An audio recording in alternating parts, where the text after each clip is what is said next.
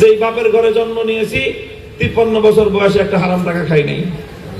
আল্লাহ যতদিন হায়াতে রাখে এক পয়সা হারাম পয়সা ইনশাআল্লাহ পেটে ঢুকবে না।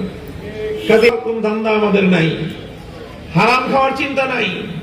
চাঁদাবাজি, মাস্তানির কমিশন, টেন্ডারবাজির কমিশন, জনগণের টাকা সম্পদ লুটপাট করে তারপরে নেতাদেরকে কমিশন দিয়ে অন্যরা চুরি করে খাবে। ইনশাআল্লাহ আমি মনে করি আপনাদের আমাদের ব্যাপারে এতটুকু আস্থা আপনাদেরও থাকার কথা। আমার 40 বছরের লাইফ হিস্টরি আপনাদের সামনে, এই এলাকার মানুষের সামনে। এখানে পড়াশোনা করেছি, বড় হয়েছি। এই সব জায়গাগুলি যখন ভরাট হয় তখন আমরা এখান থেকে ফুটবল খেলেছি। এইভাবে এখান থেকে ছোট থেকে বড় হয়েছি। আজ এখানে বাসা বাড়ি মাদ্রাসা, এখানে একটা মাদ্রাসা, 7 মসজিদে একটা মাদ্রাসা, বসিরা 40 ফিটে আমার মাদ্রাসা, ঘাটার চরে মাদ্রাসা, তারপরে এরকম স্কুল সহ বিভিন্ন শিক্ষা প্রতিষ্ঠান আমার তত্ত্বাবধানে, আমাদের তত্ত্বাবধানে পরিচালিত হচ্ছে।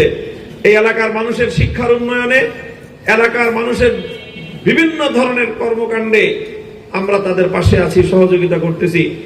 কাজেই সেই হিসাবে আমি মনে করি যে চাঁদাবাজি, সন্ত্রাস দমন করার জন্য এই এলাকায় আমার চেয়ে বর্তমানে আমার চেয়ে বেশি সুযোগ সক্ষমতা আর কারো আছে বলে আমার মনে হয় না। আলহামদুলিল্লাহ, আল্লাহ আমাকে সক্ষমতা দিয়েছেন, এটা আল্লাহর দান। আল্লাহর এই দান আমি জনগণের কল্যাণে ব্যয় করতে চাই।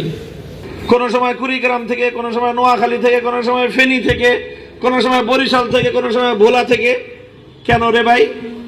এত বড় মোহাম্মদপুর, এখান থেকে কোন মানুষ কি এখানকার লোকজনের দায়িত্ব নেওয়ার মতো যোগ্যতা নাই? তোমার গুলশান থেকে মোহাম্মদপুরে আসার দরকারটা কি? মোহাম্মদপুরের মানুষই তো আমরা মোহাম্মদপুরে দায়িত্ব নেওয়ার জন্য আমরা প্রস্তুত আছি। কাজে এটাও একটা বিষয়। যারা থাকবেই গুলশান বনানীতে, যাদের লাইফ স্টাইল ওরকম, মোহাম্মদপুরের মানুষের সংকট সমস্যা তাদের পক্ষে সমাধান করা সম্ভব না। ইনশাআল্লাহ আমি সেই আত্মবিশ্বাসী, যদি আল্লাহ পাক আমাকে সক্ষমতা প্রদান করেন, এলাকার দায়িত্ব যদি আল্লাহ আমাকে দেন, গাবতলী থেকে একেবারে সদরঘাট পর্যন্ত ইনশাআল্লাহ এই রাস্তা বড় একটা সংকট, আমরা বড় ধরনের প্রকল্প এখানে পাশ করতে পারবো। প্রয়োজনে এখান থেকে এক্সপ্রেস ওয়ে তৈরি করে এই এলাকার যোগাযোগের ব্যবস্থায় অভূতপূর্ব ইনশাআল্লাহ বিপ্লব সাধন করব আমরা। এখন এই যে ঢাকার যোগাযোগের জন্য মেট্রো রেল হচ্ছে, ঢাকার বলিয়ারপুরে মেট্রো রেলের স্টেশন হচ্ছে। সেই মেট্রো রেল কিভাবে এখান থেকে মোহাম্মদপুর দিয়ে নিয়ে যাওয়া যায়, জাতীয় সংসদ সহ সব জায়গায় সেই বিষয়ে বলিষ্ঠ ভূমিকা পালন করে ইনশাআল্লাহ এই এলাকার যানজট নিরসন, এই এলাকার যোগাযোগ ব্যবস্থার উন্নয়ন সহ প্রতিটি ক্ষেত্রে আপনাদের যদি দোয়া থাকে, সহযোগিতা থাকে, ইনশাআল্লাহ আপনাদের এই ভাই জাতীয় সংসদে সেই বিষয়ে যথাযথ